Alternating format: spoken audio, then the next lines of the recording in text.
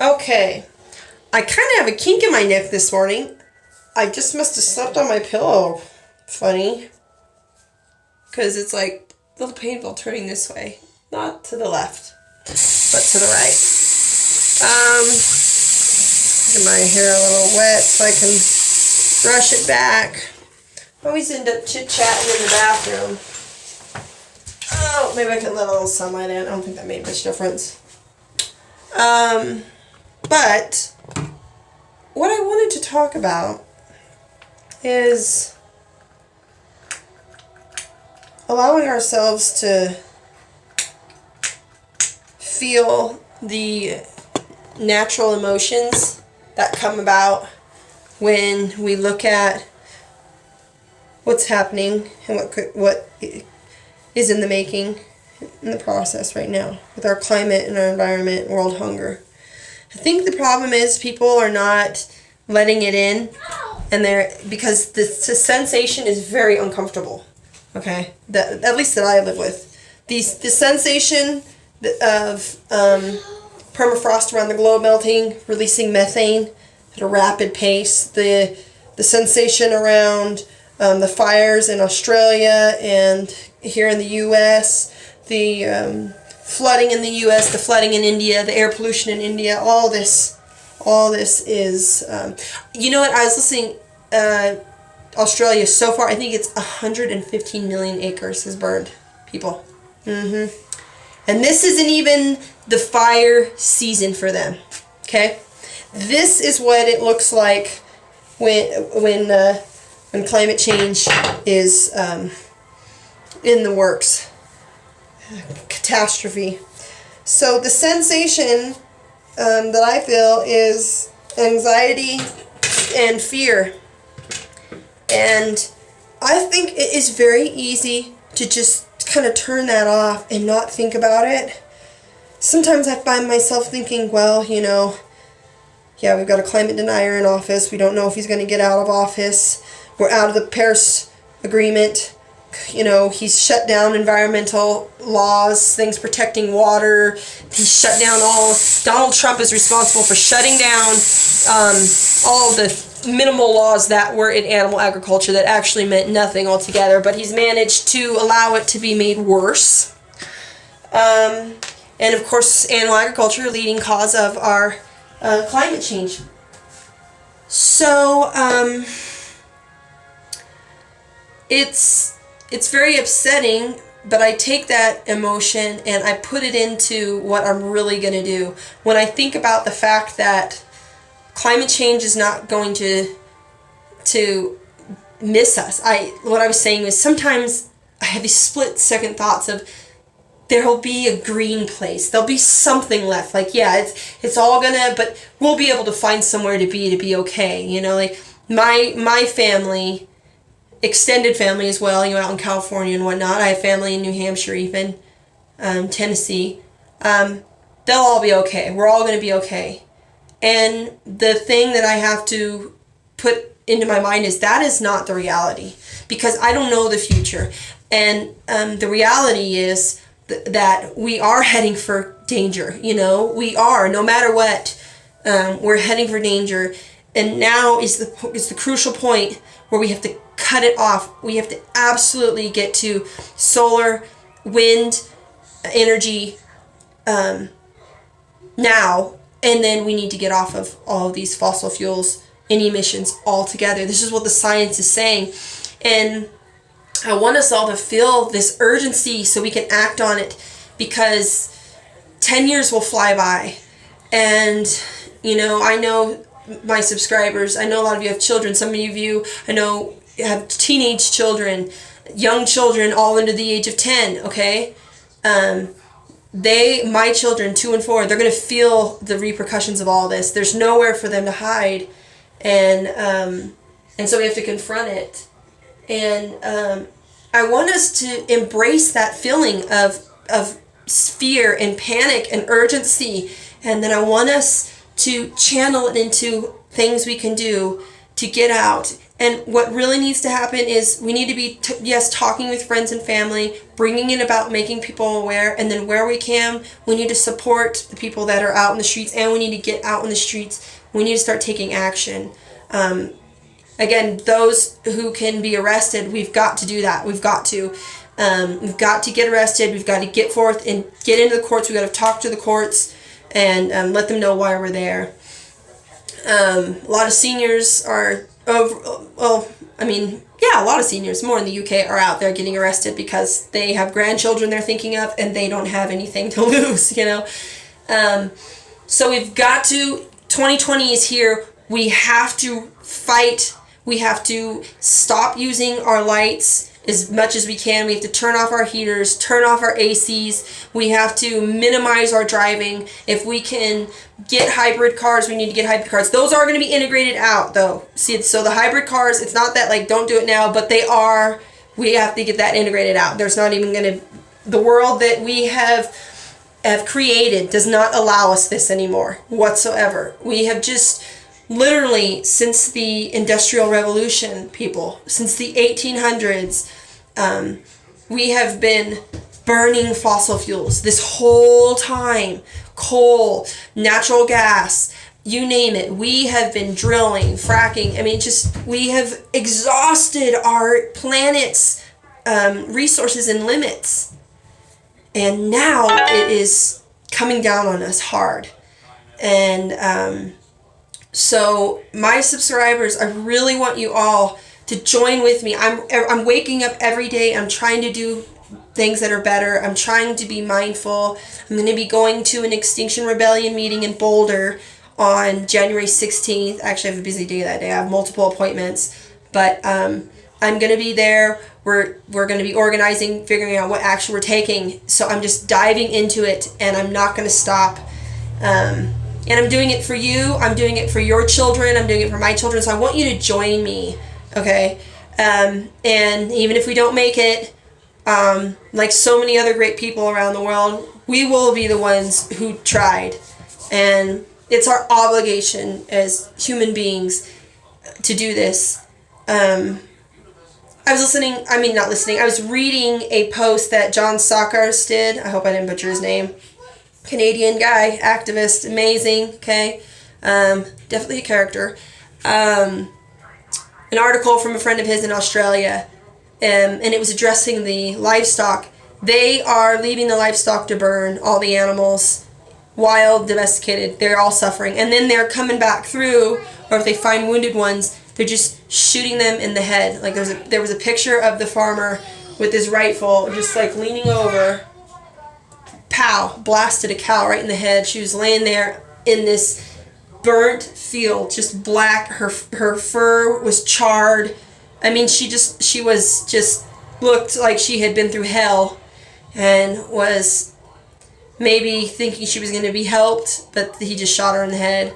So it's just like more cruelty on top of that, you know, no evacuation for these animals. And now the article, his friend from Australia, this one was saying the koalas were already at the tipping point. They already didn't have anything because they were coming and cutting down the forest for crop and buildings and other crap, just taking out nature, lumber. And so they had no habitat, and what was left is burnt. Okay, so any surviving koalas, wildlife, it's the zoos for them. Okay, it's just devastating. I was just reading this article, and they were pointing out how yes, people are suffering, but nature is suffering. All the wild animals, all the domesticated animals burning. I mean, already just kept in a place where they're going to be slaughtered, not treated well, and then they burn to death or they choke to death on this smoke in the air. It's out of control, and I feel like if we don't really fight for this, it doesn't take everyone to make a change, to make the pivotal movement that we need. It doesn't take everyone. It only takes a small, the minority to make the change, actually. But we've got to organize and get together, and I think the best way we could do that is through joining with an Extinction Rebellion.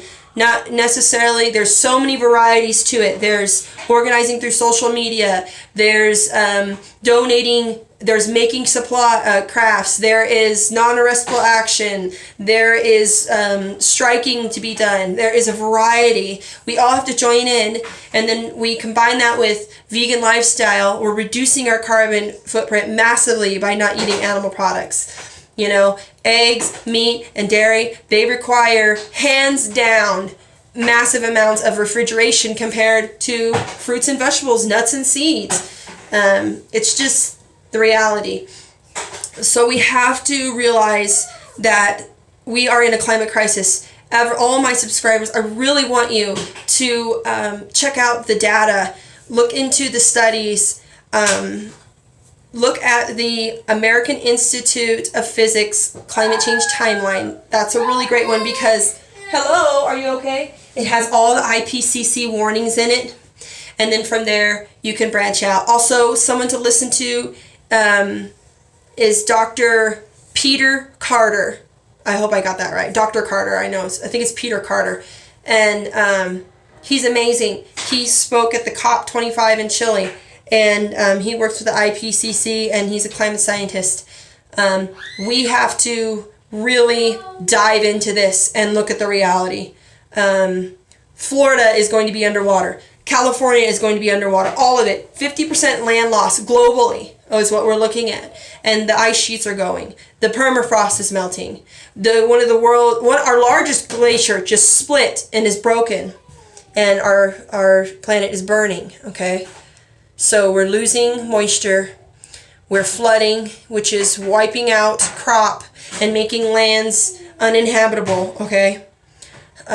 So we are heading to a point where very quickly we won't be able to survive. There's too many people, and so many people are going to die. I mean, it sounds like, in my mind sometimes, it feels like insanity, like it feels like it's something out of a movie. You know, we grew up watching Armageddon and Day After Tomorrow and all these, you know, Twister, all these catastrophic, you know, climate movies. And here we are. And it still doesn't feel all the way real, but I know it is. Because I am watching the people suffering through the journalists that are getting footage. People are drowning. People are burning to death. It's just terrible. In Australia, just this week, a firefighter was killed fighting. 12 people have died so far. And the wildlife toll is just beyond belief. It's catastrophic. So we got to wake up because there will be nowhere to go. And we have a chance. We have a chance.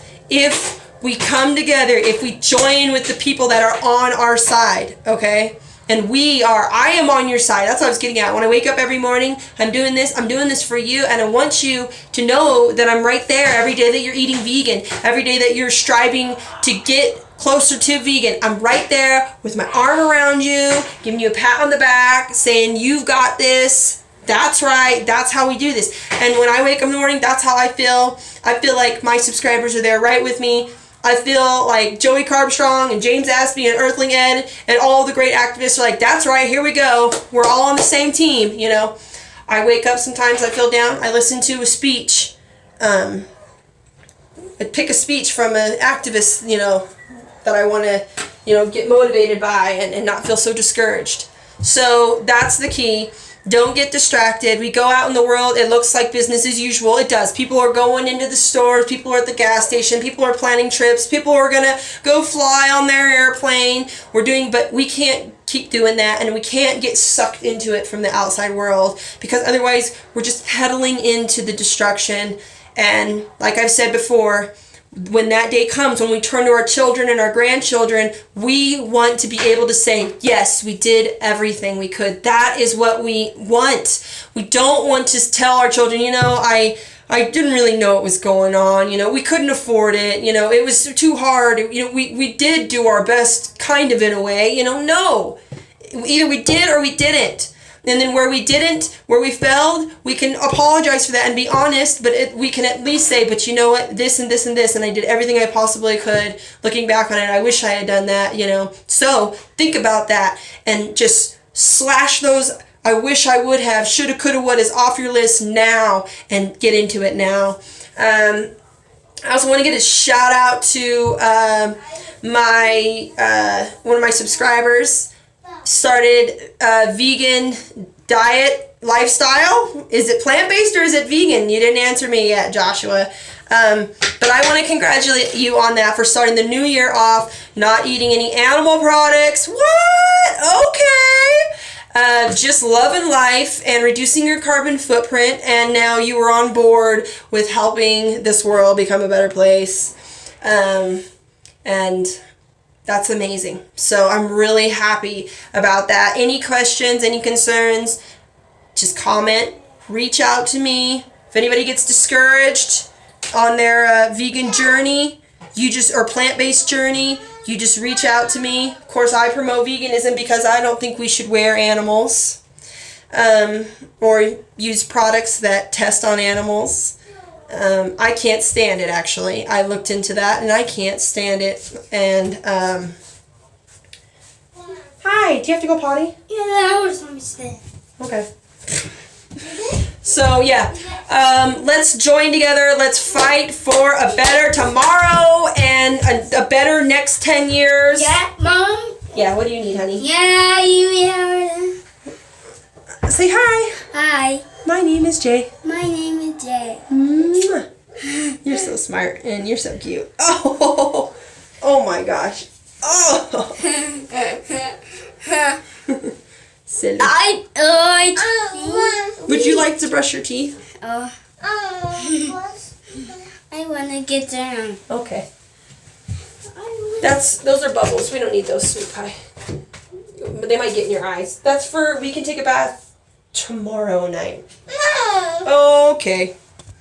All right. Well, everybody, again, have a great day. Keep fighting for a good future. Here we are, 2020.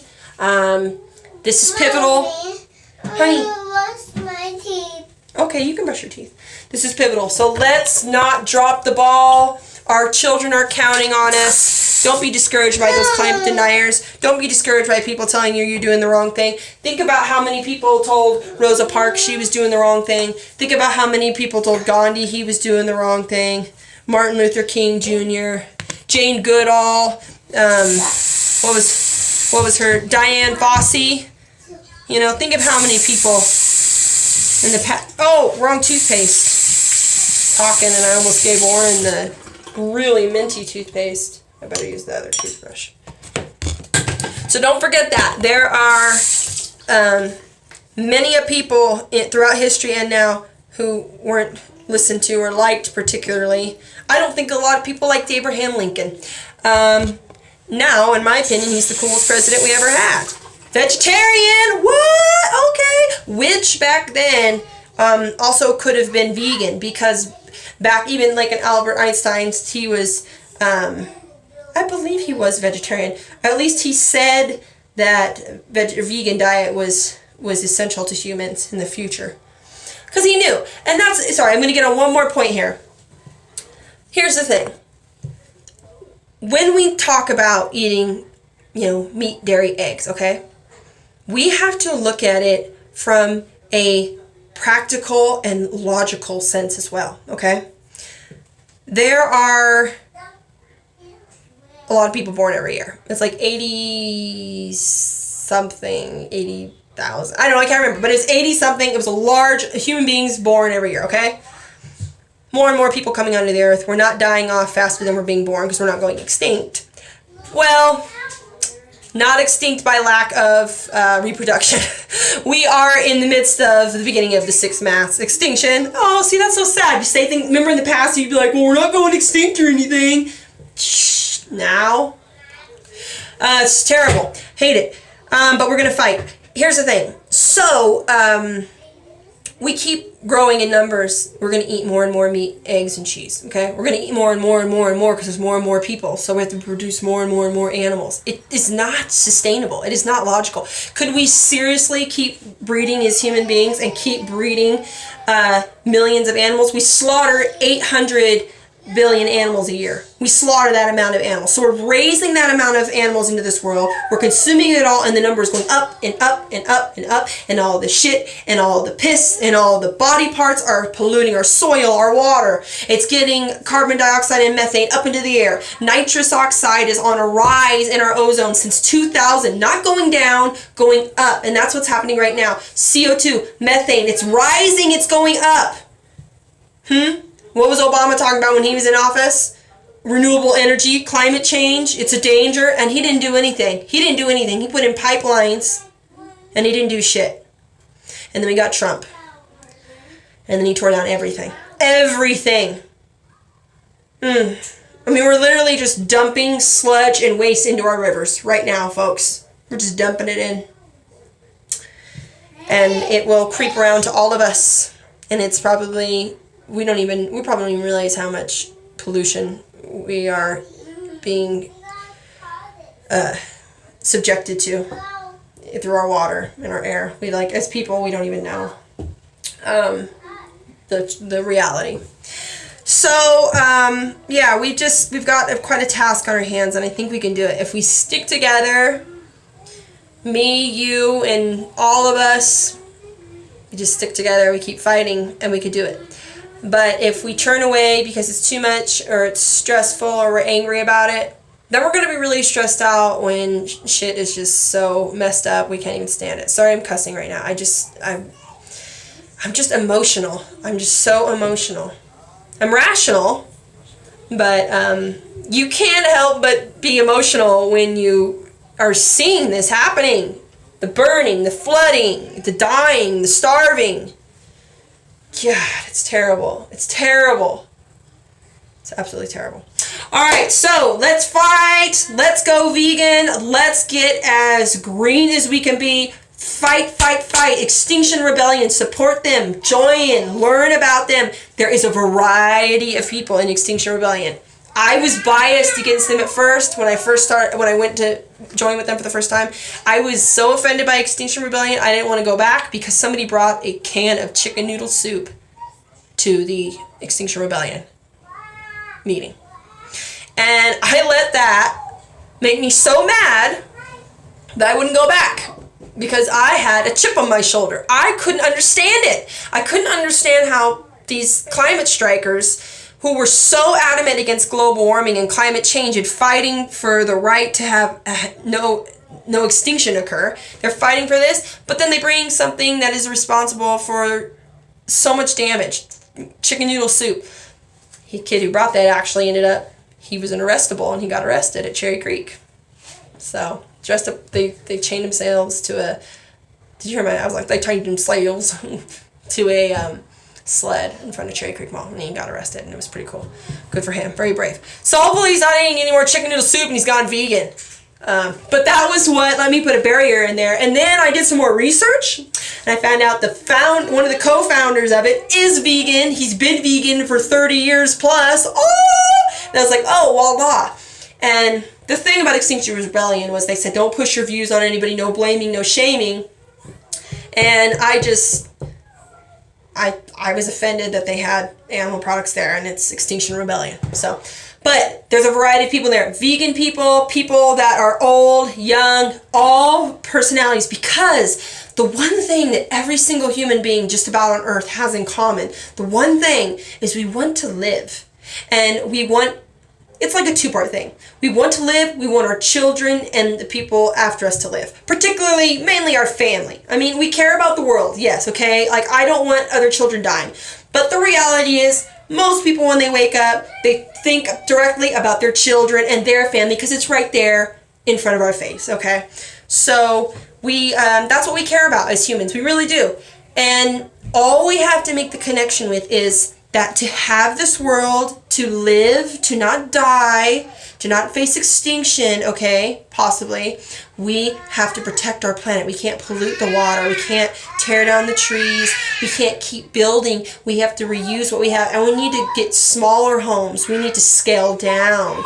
And that's one thing I'm happy about with this house. 748 square foot. It's a small house. I like that. I'm happy with that. We could stay in this house until the boys went off to college if we wanted to. They could share a room. Yep, they could.